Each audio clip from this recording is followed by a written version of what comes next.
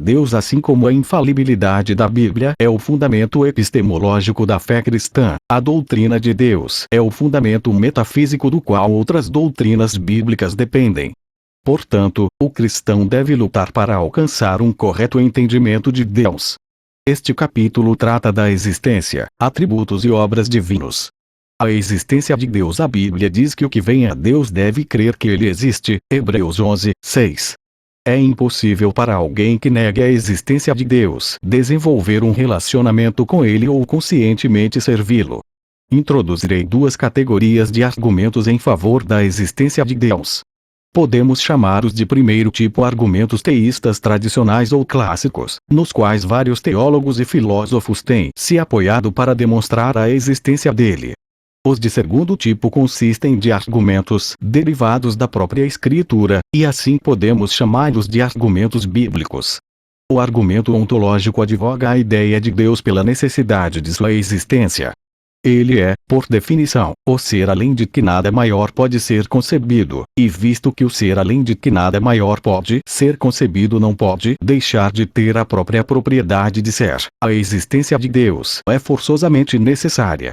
Sucessor de Lanfranc, Anselmo, 1033-1109, tornou-se arcebispo de Canterbury em 1093. O seu Cur Deus Homo e outras obras exerceram profunda influência no desenvolvimento da teologia cristã. Entretanto, talvez ele seja mais famoso por seu argumento ontológico como articulado em seu Proslogion. O texto que segue o reproduz parcialmente. Cremos então que tu és algo além do que nada maior pode ser imaginado. Ou pode ser que algo de uma tal natureza não exista, visto que diz o nécio em seu coração: não há Deus. Mas certamente, quando esse mesmo nécio ouve a respeito do que estou falando, a saber, algo além do que nada maior pode ser imaginado, ele compreende o que ouve, e o que entende está em sua mente, mesmo que ele não compreenda que na verdade isso exista. Mesmo o nécio, então, é obrigado a concordar que algo além do que nada maior pode ser imaginado existe na mente, visto que ele entende isso quando ouve, e tudo o que é compreendido fica na mente.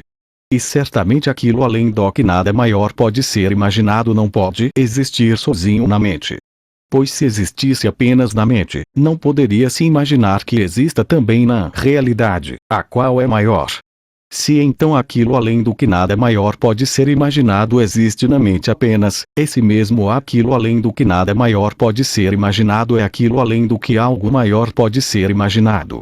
Mas tal é obviamente impossível. Portanto, não há absolutamente nenhuma dúvida de que algo além do que nada maior ser imaginado existe tanto na mente quanto na realidade.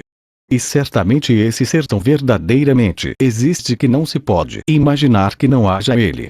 Pois não há como se pensar em algo que pode ser imaginado como existente e que não exista. Logo, se pode pensar que aquilo além do que nada maior pode ser imaginado não exista, então aquilo além do que nada maior pode ser imaginado não é o mesmo que aquilo além do que algo maior pode ser imaginado, o que é absurdo. Algo além do que nada maior pode ser imaginado verdadeiramente existe, então, visto que não pode mesmo se pensar que não exista. E tu, Senhor nosso Deus, és esse ser. É tão verdadeiro que tu existes, Senhor meu Deus, que não se pode mesmo pensar o contrário. Na verdade, tudo o mais, exceto tu somente, pode ser imaginado como não tendo existência. Tu somente, então, tens a existência mais verdadeira dentre todas as coisas e, portanto, possui a existência no grau máximo. Pois tudo o mais não existe tão verdadeiramente, e assim existe em grau menor. Porque então diz o nécio em seu coração: não há Deus, quando é tão evidente a qualquer mente racional que tu, em relação às outras coisas, é o que existe em máximo grau. Porque, de fato, a menos por ser ele estúpido e louco. Ninguém, de fato, compreendendo que Deus é, pode pensar que ele não exista, mesmo se pode dizer tais palavras em seu coração, seja sem um significado ou com algum significado particular.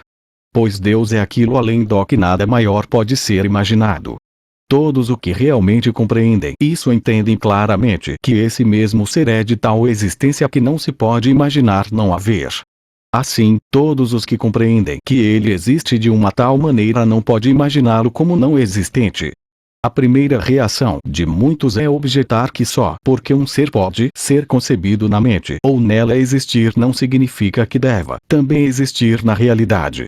Pode-se conceber um carro perfeito, mas isso não quer dizer que não haja outro fora de sua mente. Um cavalo voador é concebível, mas isso nada nos diz quanto a existir realmente. Uma tal objeção trai uma incompreensão do argumento ontológico, o qual não afirma que tudo o que é concebível também tenha existência real, mas que Deus não pode ser concebido senão como alguém que exista. De outro modo, o que é concebido não pode ser Deus.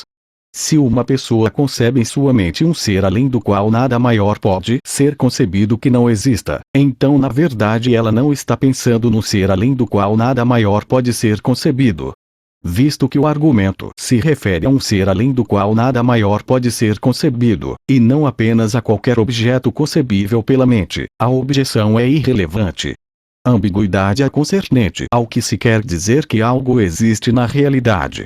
Podemos concordar que o que existe na mente não necessariamente existe no mundo físico, mas isso é novamente irrelevante para o argumento, pois Deus é incorpóreo. Ele não é um ser físico. Ao afirmarmos que uma vez que a ideia de Deus está presente na mente, ele também deve ser compreendido como existente, não dizemos que tem de ser entendido como matéria física. E assim o conceito mesmo de existência acarreta um problema. Em certo sentido, pode-se dizer que qualquer coisa existe, até unicórnios, sonhos, e equações matemáticas, ainda que não como objetos físicos. Entretanto, unicórnios não criaram o universo, sonhos não predestinaram alguns homens à salvação e outros para a perdição, e equações matemáticas não se fizeram carne humana para morrer como o resgate de muitos. Alguns teólogos e filósofos sugerem que, talvez, não devêssemos estar perguntando: Deus existe? Antes, uma questão mais inteligível é: o que é Deus? Mesmo Zeus existe, mas apenas na mitologia. O Deus cristão não é um objeto físico, porém, também não é semelhante a sonhos, equações, ou Zeus. Antes, é ele o Criador e o regente do universo, que decreta nossa história e decide nosso destino, e que merece e exige nosso culto. Não é um problema dizer que Deus existe conquanto que isso represente uma afirmação de tudo o que a Bíblia diz sobre ele, e não que ele seja um objeto físico ou de caráter mitológico. O argumento cosmológico raciocina dos efeitos contingentes para a existência da primeira causa, ou do Deus Criador. O argumento pode começar da autoconsciência ou da existência do universo físico. 20 Tudo que tem um início, tudo que vem a ser, é um efeito, e, assim sendo, deve ter uma causa. O universo deve então ter uma causa se teve um início. O universo de fato tem um início, e, portanto, deve ter uma causa. Uma regressão infinita de causas é impossível. Logo, deve haver uma causa primeira que não teve começo algum, mas que é necessária e eterna. Tal ser reconhecemos ser Deus. Discutiremos agora as premissas. Começamos afirmando a autoconsciência ou a existência do universo. É refutar a si mesmo duvidar da própria existência, visto que se deve primeiro existir antes que se possa negar sua própria autoexistência. Quem não existe não pode afirmar a proposição não existo. Também, uma pessoa que negue sua própria existência retira-se do debate, logo não oferece ameaça nenhuma ao argumento cosmológico. Uma vez que estabelecemos a proposição eu existo, ou o universo existe, pode-se iniciar o argumento. Seres e eventos contingentes não causados são impossíveis, visto que coisa alguma pode sair do nada. Visto que nada não é coisa alguma, essa não pode produzir nada. Somente um ser que não tenha início algum pode ser não causado. Nem sequer é possível haver seres e eventos não causados. Uma causa deve anteceder a um efeito, ao menos logicamente, caso não cronologicamente. Assim, a causa existe antes de seu efeito. Se o ser ou evento já existe, então ele não causa sua própria existência, visto que já existe. Esse ser ou evento deve então, ou ser não causado, ou produzido por uma causa anterior. Ainda que uma progressão infinita de causas seja possível, uma regressão infinita não o é. Uma progressão infinita pode ocorrer desde que a causa possa continuar a levar a novos efeitos, e é logicamente possível que tal processo jamais terminará.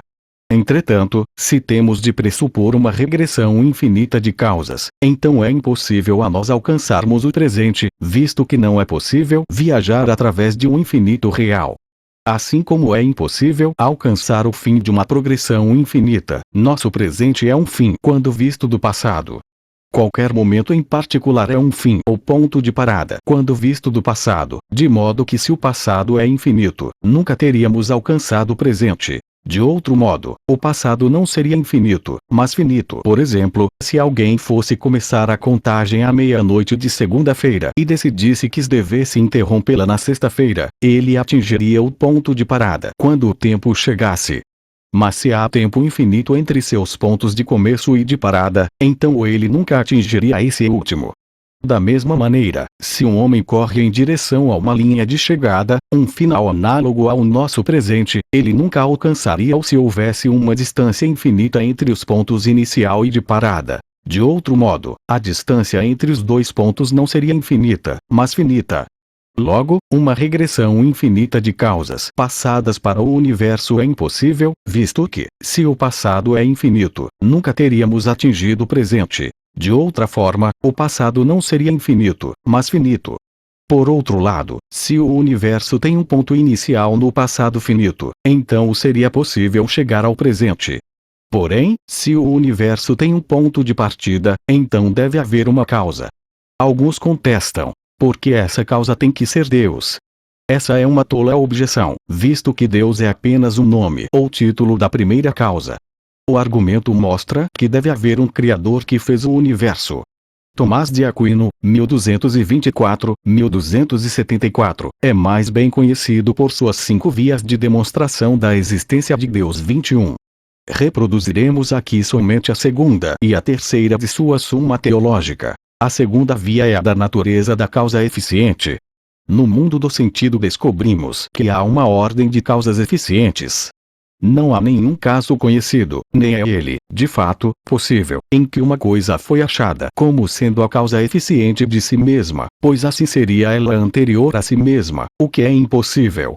Ora, em causas eficientes não é possível prosseguir até o infinito, porque em todas as causas eficientes seguindo-se em ordem, a primeira é a causa da causa intermediária, e a intermediária é a causa da última causa, sejam várias as causas intermediárias, ou uma apenas. Ora, tirar a causa é tirar o efeito. Por conseguinte, se não há primeira causa alguma entre as causas eficientes, não haverá nenhuma última, nem qualquer causa intermediária. Mas se em causas eficientes é possível prosseguir ao infinito, não haverá nenhuma primeira causa eficiente, nenhum efeito final, nem quaisquer causas eficientes intermediárias. Tudo isso é claramente falso. Portanto, é necessário admitir uma primeira causa eficiente, a qual todos dão o nome de Deus. A terceira via é tomada da possibilidade e necessidade, e se dá assim.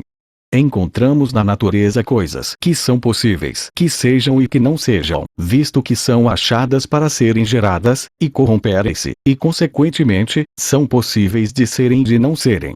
Mas é impossível para as tais sempre existirem, pois aquilo que é possível não ser em algum tempo não é.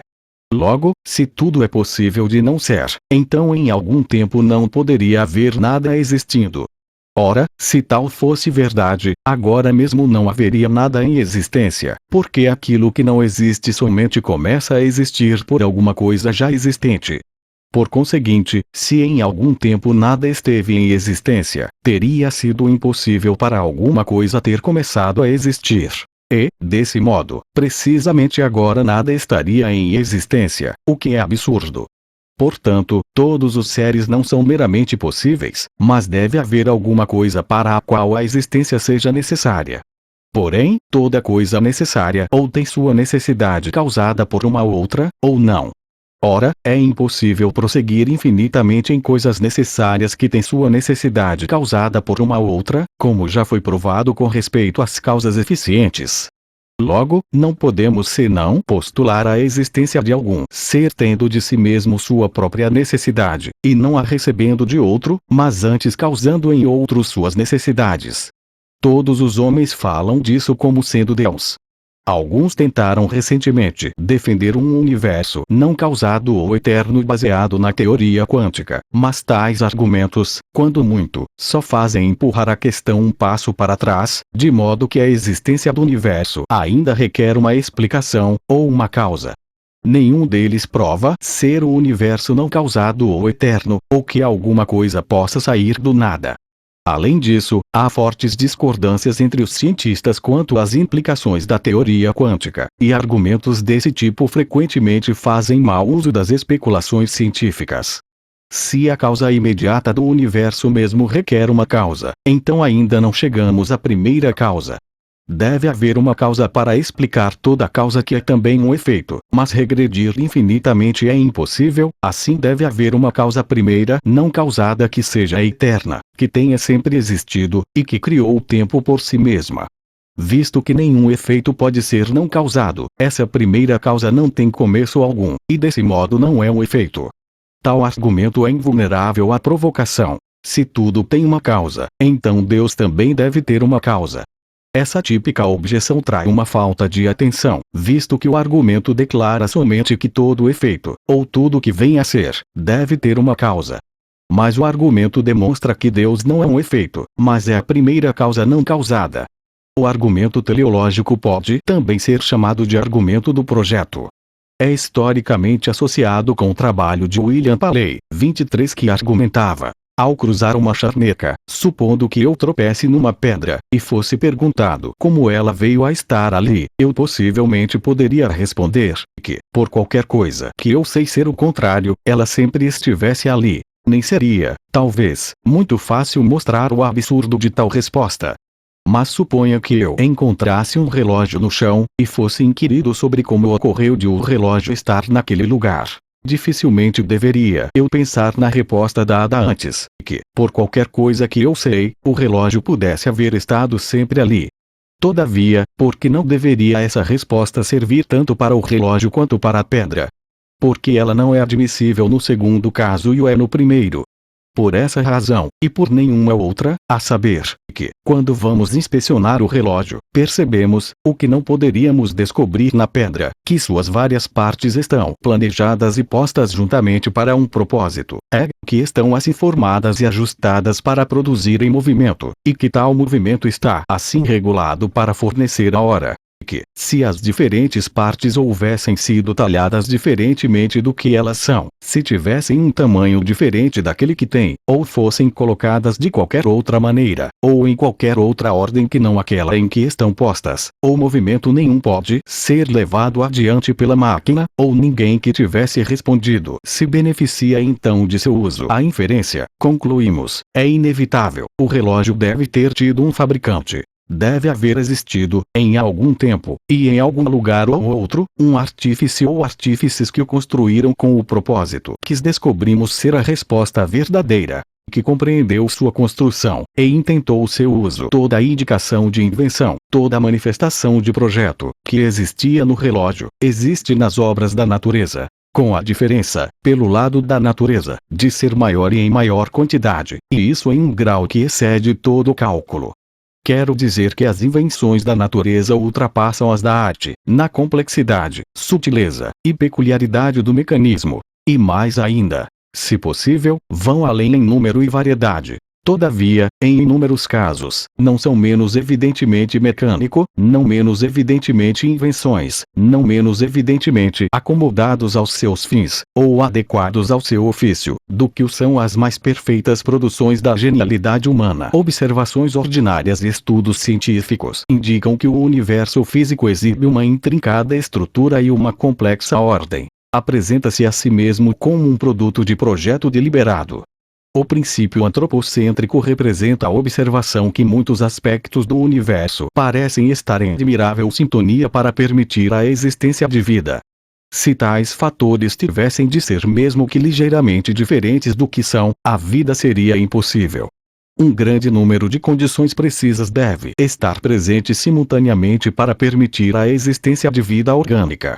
Visto que o que é projetado requer um projetista, o observado projeto do universo necessita a existência de um projetista. Tal ser exibe as características de uma mente racional, capaz de pensar e planejar, e possui tal poder para executar seus intentos que criou o universo sem matéria pré-existente disponível. Essa descrição é consistente com o que a Bíblia ensina acerca de Deus. A magnitude e a complexidade da sua criação demonstram seu poder e sabedoria. Mas foi Deus quem fez a terra com seu poder, firmou o mundo com a sua sabedoria e estendeu os céus. Jeremias 10:12. Eu fiz a terra, os seres humanos e os animais que nela estão, com o meu grande poder e com meu braço estendido, e eu a dou a quem eu quiser. Jeremias 27:5. Quantas são as tuas obras, Senhor? Fizeste todas elas com sabedoria. Salmo 104:24. O argumento moral parte das leis objetivas morais para um doador moral das leis. Immanuel Kant, 1724-1804, escreve em sua Critique of Practical Reason: duas coisas enchem a mente com uma sempre nova e crescente admiração e temor reverente, e com cada vez mais frequência e mais firmeza refletimos nelas: os céus estrelados acima de mim e a lei interna dentro de mim. Para que as leis morais objetivas tenham sentido deve haver justiça. Visto que observamos que a justiça com frequência não é realizada nesta vida, deve haver uma vida além onde a justiça exata é feita. Além disso, para haver justiça deve haver um juiz que fará tal justiça. Mas para esse juiz julgar retamente, ele deve ser onisciente, conhecendo todo o pensamento e ação, e suas várias relações. E para executá-la, deve haver poder ilimitado à disposição dele. Ora, Kant advogara por um conceito de Deus como um princípio heurístico em ética, e não queria dizer que o argumento servisse como prova no sentido clássico. Por um postulado de razão prática pura, entendo uma proposição teórica que não é, enquanto tal, demonstrável, mas que é um corolário inseparável de uma lei incondicionalmente válida a priori. Entretanto, se alguém negar que haja uma vida além na qual todos se depararão com esse juiz todo-poderoso e que tudo sabe, ele não pode mais explicar a moralidade objetiva. Todavia, encontramos homens em todo lugar falar e agir como se existisse moralidade objetiva. Mesmo aqueles que verbalmente negam a moralidade objetiva reagem às ações dos outros como se houvesse uma tal coisa. Não se pode declarar consistentemente a moralidade objetiva, seja por palavra ou ação, e rejeitar sua precondição necessária. Escreve Hastings Rachdal: a crença em Deus é a pressuposição lógica de uma moralidade objetiva ou absoluta. Uma ideia moral não pode existir em lugar algum e de nenhum modo senão na mente. Uma ideia absoluta pode existir apenas numa mente da qual toda a realidade seja derivada. Nossa ideia moral pode somente declarar a realidade objetiva até o ponto que possa ser racionalmente considerada como a revelação de um ideal moral eternamente existente na mente de Deus. Concluindo nossa discussão sobre os argumentos clássicos, procederemos agora ao exame dos argumentos bíblicos, assim chamados devido à sua dependência tanto da estratégia apologética quanto do real conteúdo da Bíblia.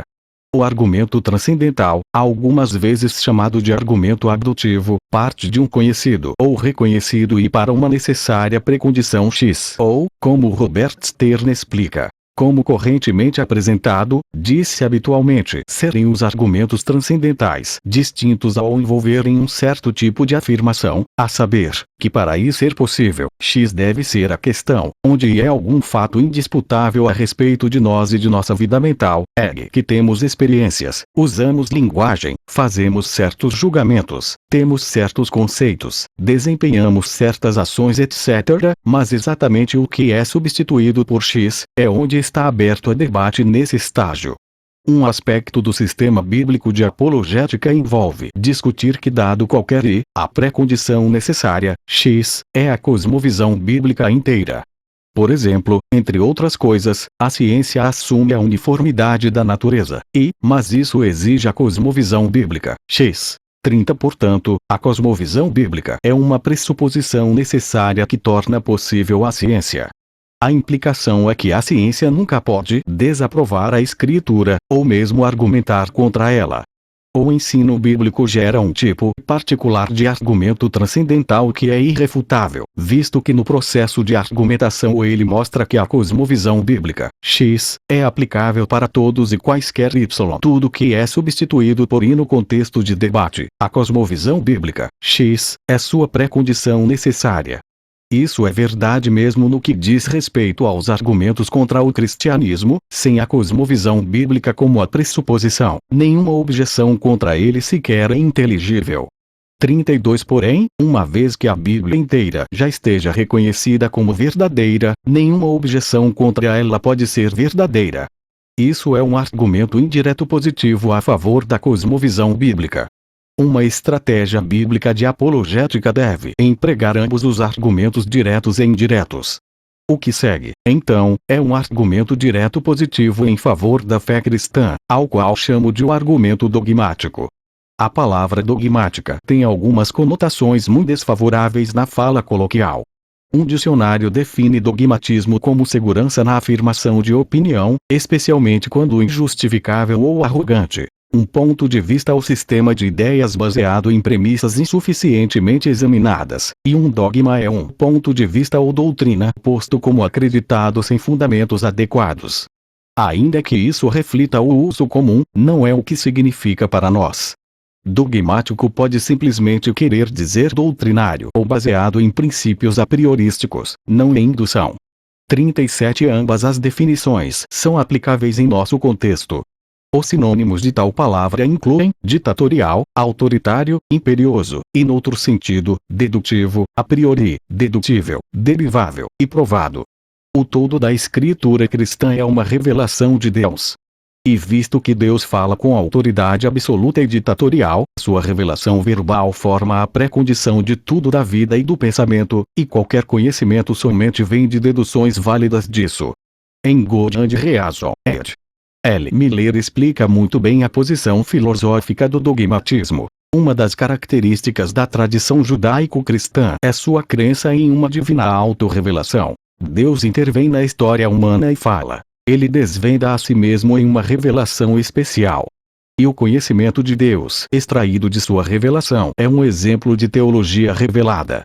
Tal teologia é algumas vezes chamada de dogmática no melhor sentido da palavra, ou confessional, porque busca elucidar os artigos de fé, dogmas, divinamente concedidos, que toma como seus dados fundamentais e inegociáveis. O teólogo dogmático não é diferente do matemático, pois começa com certas suposições, ainda que em tal caso suposições reveladas. O sistema é limitado pela revelação, é completo e é oferecido como um package ideal grupo de coisas juntamente agrupadas, e que devem ser reunidas sempre dessa forma. O sistema cristão admite a infalibilidade bíblica, ou a pressuposição de que a Bíblia é a palavra de Deus, como seu primeiro princípio auto-autenticador. Por auto-autenticador, não quero dizer que a Bíblia verifica-se em nossa experiência, ainda que tal ocorra, visto que se fosse por nossa experiência que ela prova ser verdadeira, não seria auto-autenticadora. Nem estou me referindo ao testemunho interno do Espírito Santo da veracidade bíblica, ainda que tal se suceda naqueles escolhidos de Deus para a salvação.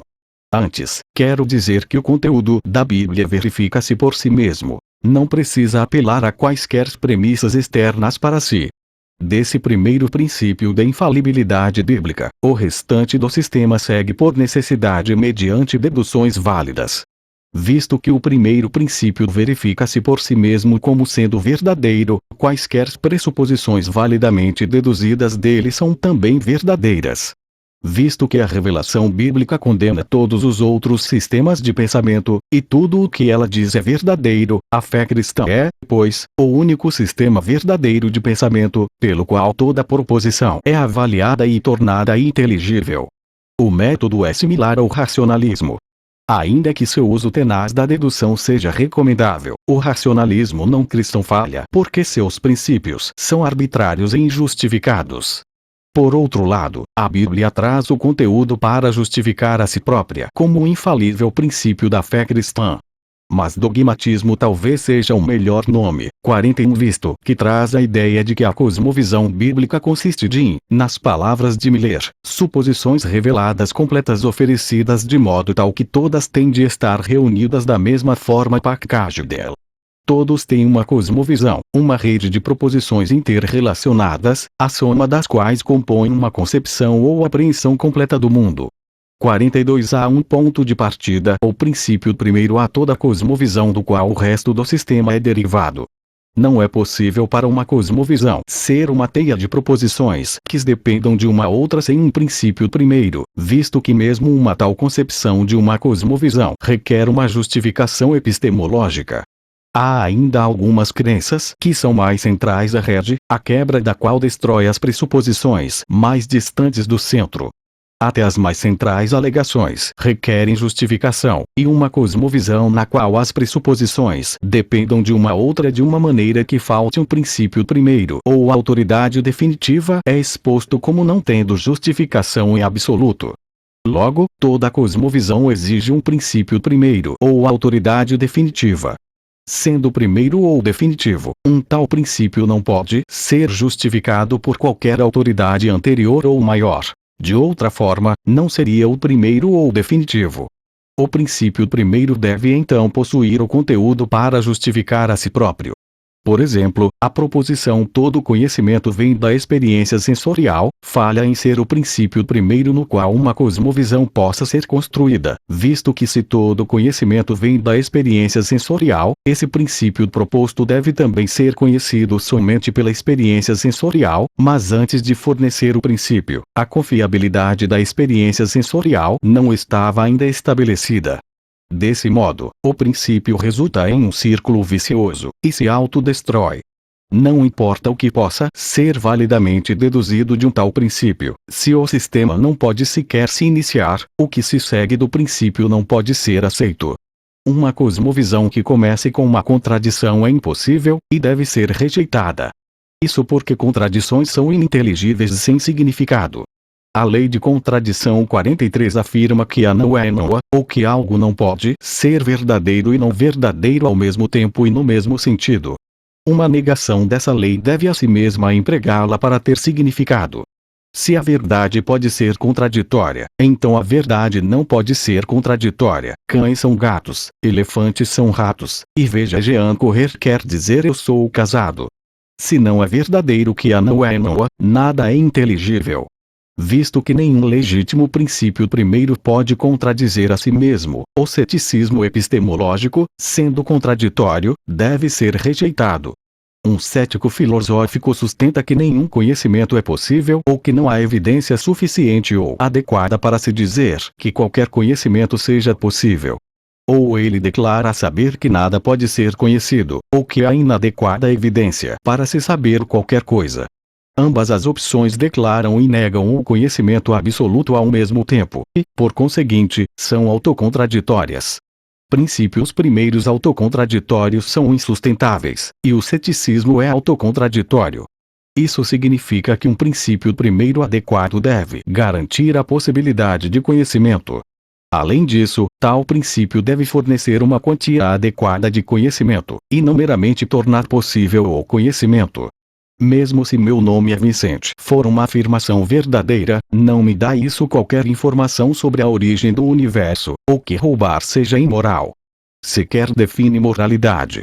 Mas como sei que a proposição é verdadeira em primeiro lugar? Ela não tem uma epistemologia completa e que justifique a si mesma em seu conteúdo.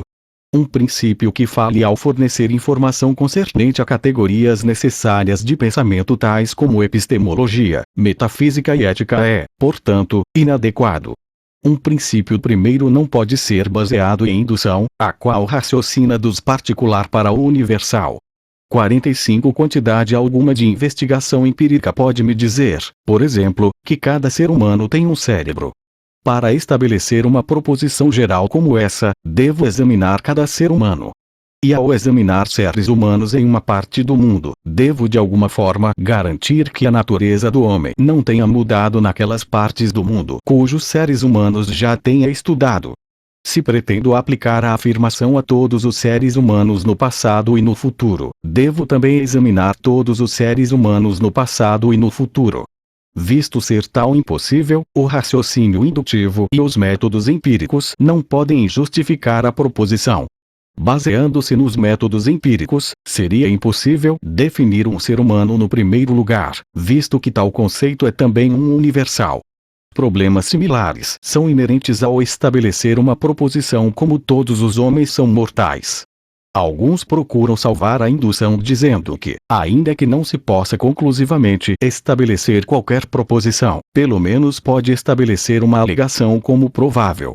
Entretanto, se probabilidade é a razão do número de resultados no conjunto exaustivo de resultados igualmente prováveis que produzem um dado evento pelo número total de resultados possíveis, 46 mesmo que admitamos que métodos empíricos possam descobrir o numerador da fração, ainda que eu negue mesmo isso ao empirismo, determinar o denominador requer conhecimento de um universal, e onisciência é exigida para estabelecê-lo em muitos casos.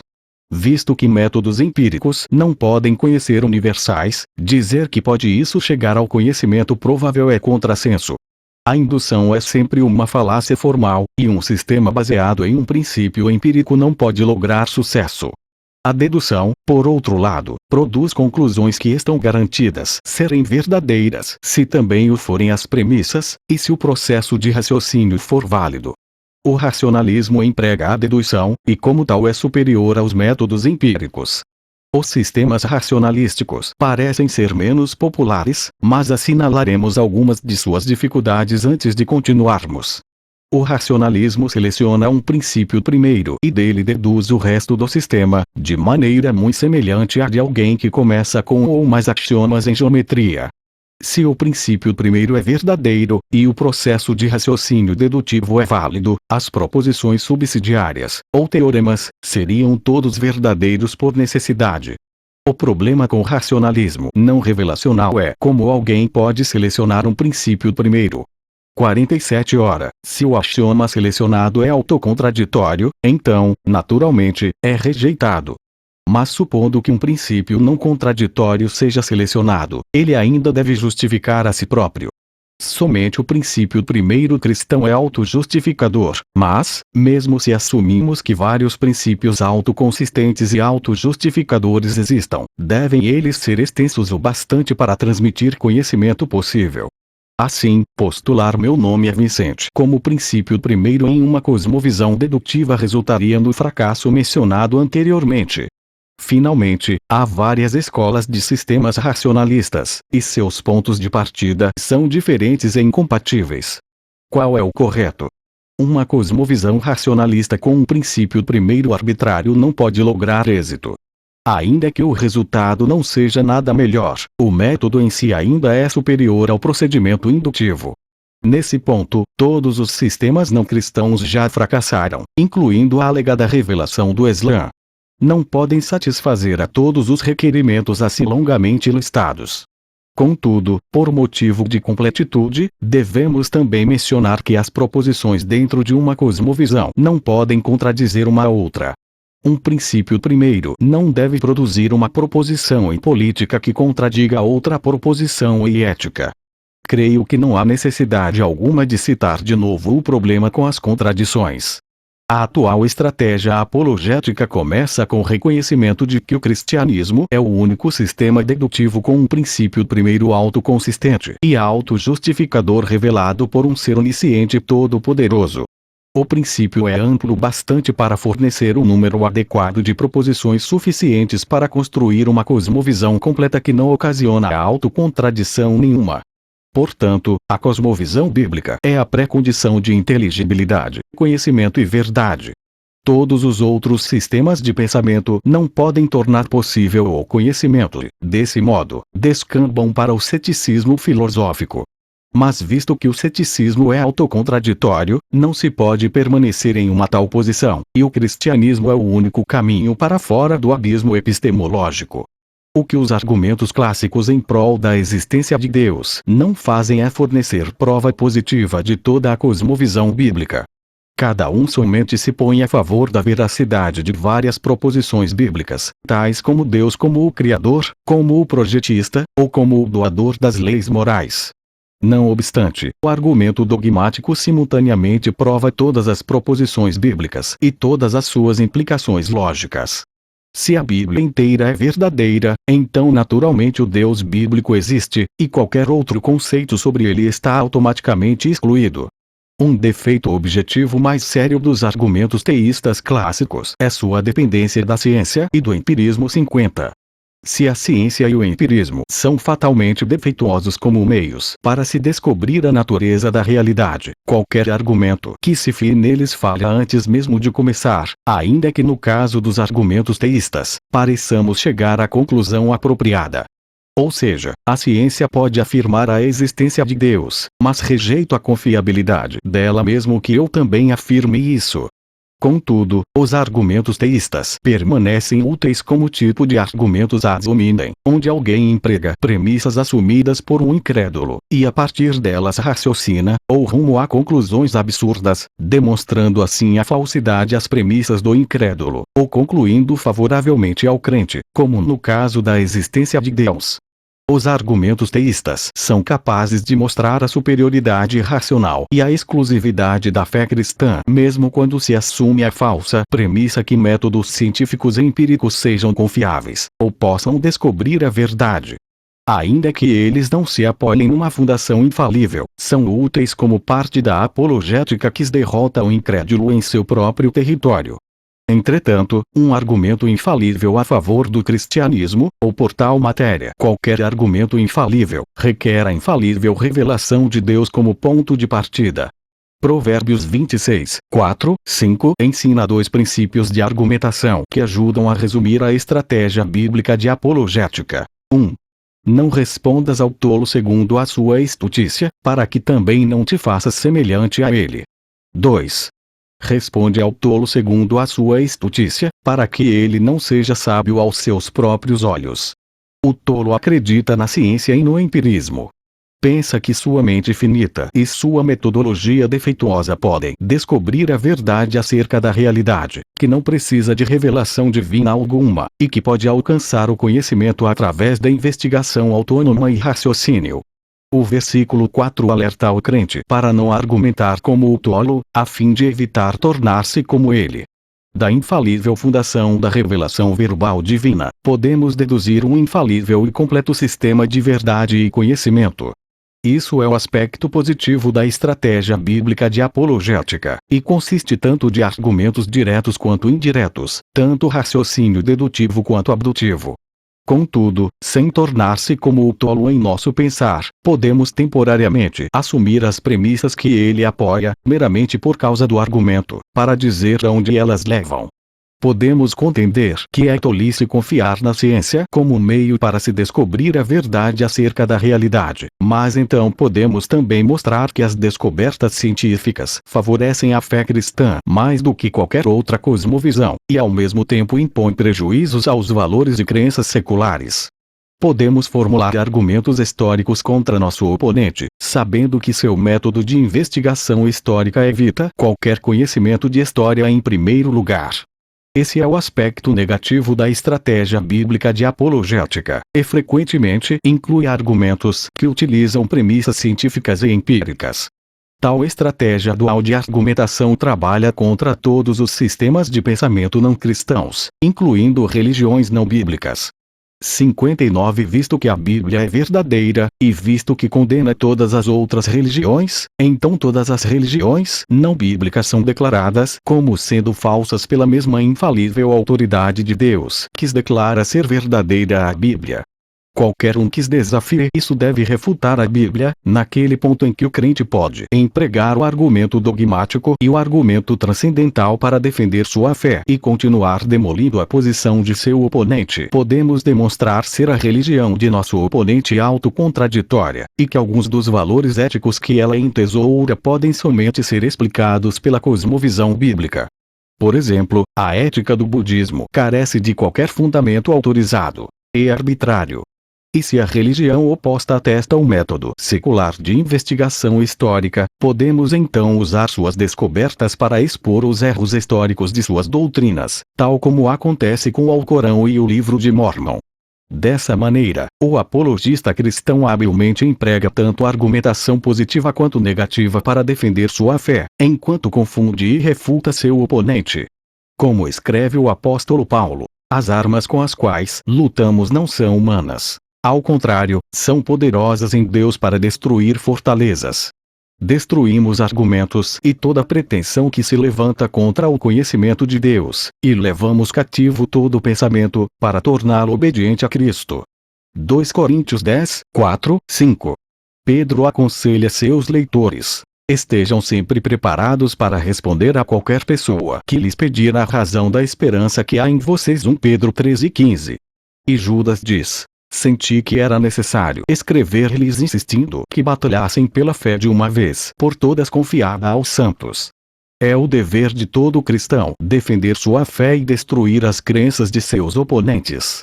A estratégia bíblica elucidada acima, com o argumento dogmático como seu impulso central, equipa o crente a destruir argumentos e levar cativo todo pensamento, mesmo quando confrontando os inimigos mais ardilosos e hostis da fé bíblica. Como devemos considerar o não cristão? O Salmo 14, 1 declara: diz o tolo em seu coração, Deus não existe. Ora, a Bíblia não chamaria de tolo quem rejeita Zeus, Alá ou Buda por serem falsos deuses, visto cuidar ela apenas do Deus que revela. Portanto, o insensato do Salmo 14 não é apenas alguém que rejeita qualquer divindade, mas alguém que rejeita o Deus revelado na Escritura, ou seja, o Deus bíblico ou cristão. E visto haver somente um Deus cristão, o Salmo 14 não está chamando apenas o ateu de tolo, mas qualquer um que rejeite o cristianismo, mesmo que possa pertencer a uma outra religião.